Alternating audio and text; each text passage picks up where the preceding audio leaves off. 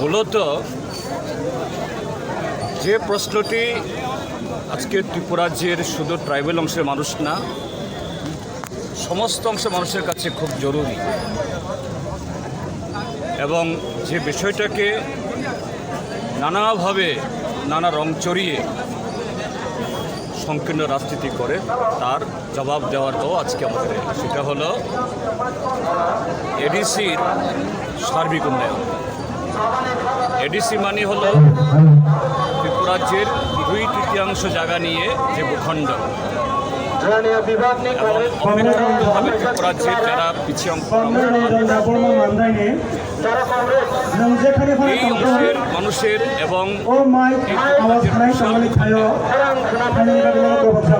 উন্নয়ন যদি সংগঠিত না হয় তাহলে রাজ্যটাই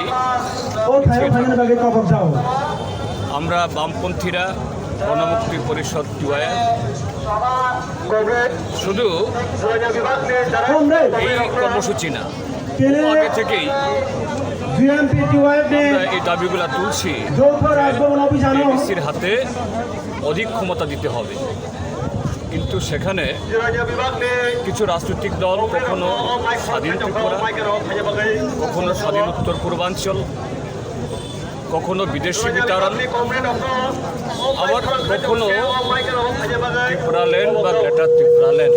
হয়তোবা এই দাবিগুলো যে সংবিধান বা অগণতান্ত্রিক না, কিন্তু যে কোনো দাবি উত্থাপন করার পেছনে একটা যুক্তি থাকতে লাগে, বাস্তবতা থাকতে হয়। ত্রিপুরাজ্যের যে আজকের গঠন ভৌগোলিক দিক থেকে, সামাজিক দিক থেকে, সাংস্কৃতিক দিক থেকে, এখানে আলাদা রাজ্য কখনোই সম্ভব না। এখানে একটাই সম্ভব, এই ত্রিপুরাজ্যকে আরও শক্তিশালী করা, আর এটাকে করতে গেলে পরে এডিসিকে স্পেশাল পাওয়ার দিতে হবে।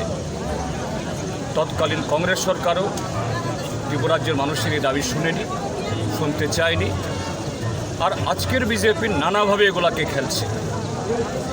আর সেখানে মাঝখানে আরও কিছু সংগঠন তারাও এটাকে হয় সচেতনভাবে বা অচেতনভাবে এটা নিয়ে নানা দাবি তুলে আমাদের এই শক্তিকে এটাকে ভাগ করছে। এটা মোটেই অভিপ্রেত না। কেউ কেউ দাবি তুলছেন যে কনস্টিটিউশনাল সলিউশন, সাংবিধানিক পথে তার সমাধান। যদি তাই করতে হয়, আমাদের সংবিধান অ্যালাউ করে একমাত্র এডিসিকে এম্পাওয়ার করা, যার জন্য 125তম সংবিধান সংশোধনের বিল এই মোদী সরকার এখন হিমঘরে ফেলে রেখেছে। আমরা আজকে রাজ্যপালের কাছে যাচ্ছি।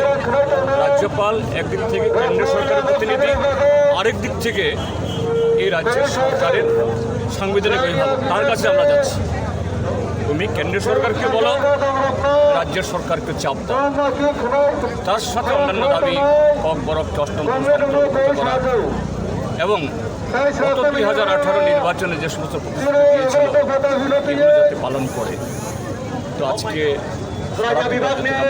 গণতান্ত্রিকভাবে আমরা এই দাবি পৌঁছে দেব গভর্নর। এরপর যদি কেন্দ্রীয় সরকার অনড় হয়, আগামী দিন আরও বৃহত্তর আন্দোলন। আর দুদিন ধরে যে বিষয়টা ত্রিপুরা মতো এবং বিজেপির মধ্যে যে সংঘর্ষ হচ্ছে, তো এই বিষয়টা আপনারা কীভাবে দেখছেন?